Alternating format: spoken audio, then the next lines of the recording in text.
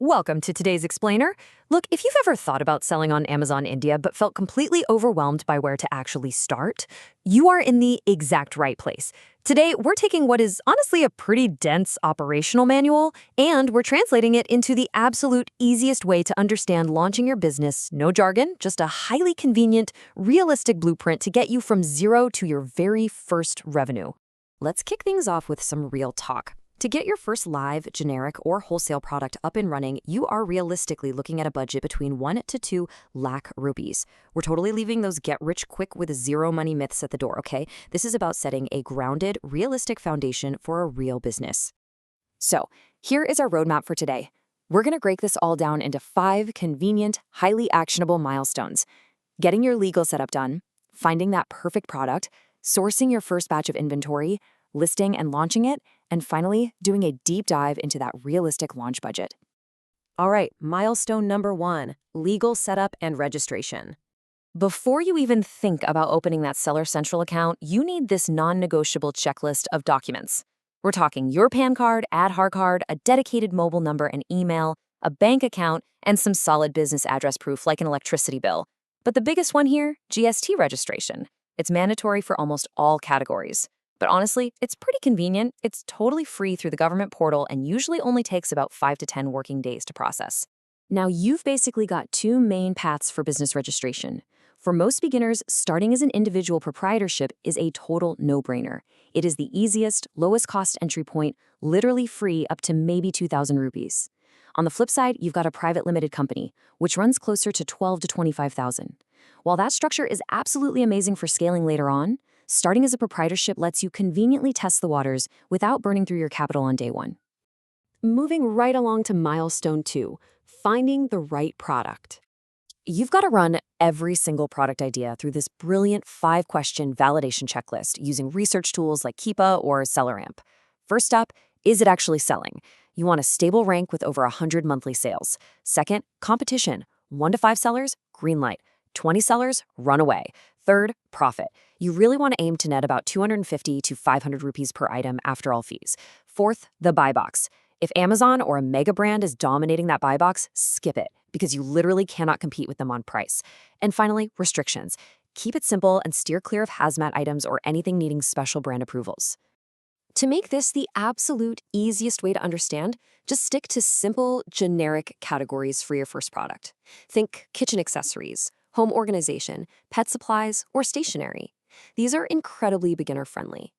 On the flip side, you want to completely avoid restricted or complex items. I mean, no food, no health supplements, no medicines, no batteries, and definitely no copyrighted items. Let's just keep it super simple to start, all right? Okay, milestone 3, sourcing your first inventory. If you are looking to source locally, India has some absolutely fantastic wholesale markets. You've got Sadar Bazaar up in Delhi, Crawford Market in Mumbai, Mascati Market in Ahmedabad, and Chickpet Market in Bengaluru. Buying locally is honestly a huge advantage when you're just starting out. It's so convenient, you can buy in much smaller quantities, get way faster delivery, and actually touch and inspect the goods before you hand over any cash. But hey, if you can't make it to physical markets, going online is perfectly fine.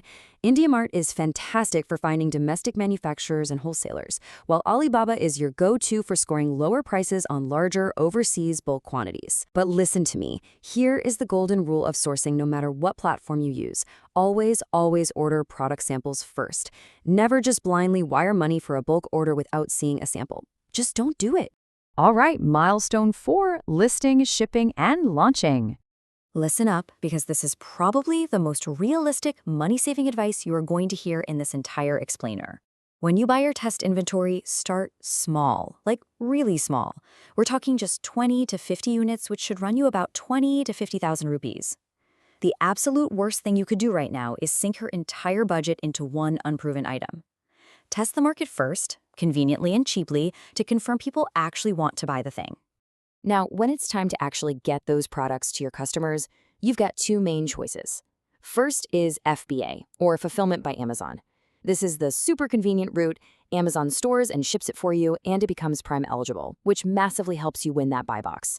Of course, you do pay fees for that convenience. Alternatively, there's EasyShip, where you pack the orders yourself at home and Amazon just picks them up.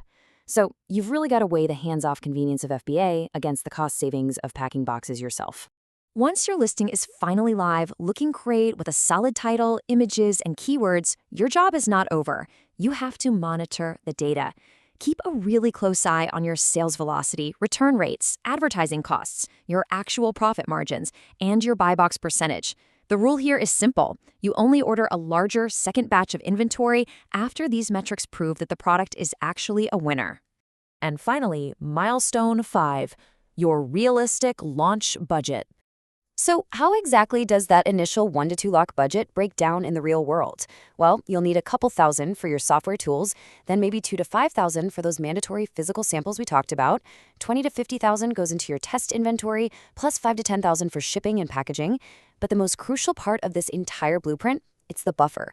You need 30,000 to a lakh just sitting there safely, ready for unexpected costs, a bit of marketing, or ideally funding that profitable second round of inventory.